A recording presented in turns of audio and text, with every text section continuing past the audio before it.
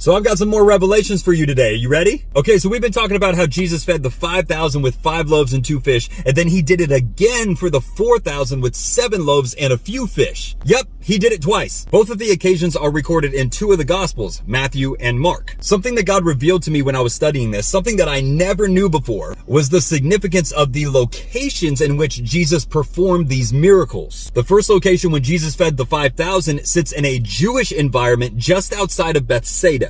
And the second location when Jesus fed the 4,000 sits in a Gentile environment at the borders of Decapolis. Bethsaida is at the northern tip of the Sea of Galilee, and Decapolis is at the bottom, the southern end. So why is this important? All throughout scripture, we see, of course, that Israel is God's chosen people. God's gift of salvation passed through the Jews and then down to the rest of the world. The disciples learned after Jesus' resurrection that salvation was both for Jew and for Gentile. But Jesus, because he knew this, knew that feeding the 5,000 first would represent more than just food. Take a look at this. This was my next revelation. When we examine the text further in the original Greek, there are 2 different words that are used to describe the baskets that are taken up of extra food after these miracles. When Jesus fed the 5,000, it says that 12 baskets were taken up. The Greek word here is kophanos, which means hand baskets. Basically what you would picture them carrying food in. But when Jesus fed the 4,000 though, it says that 7 large baskets were taken up.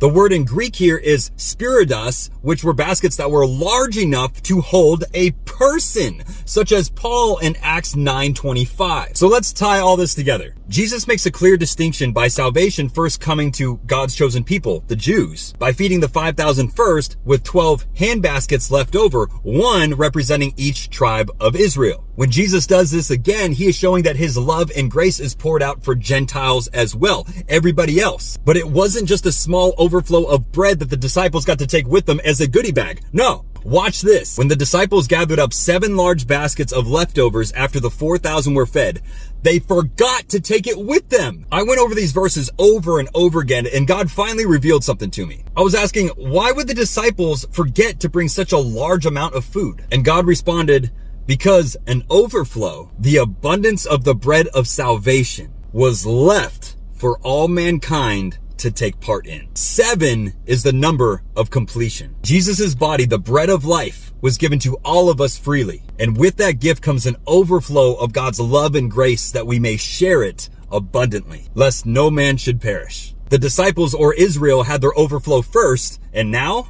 we as the rest of the world have ours, bringing to completion the purpose of why Jesus came.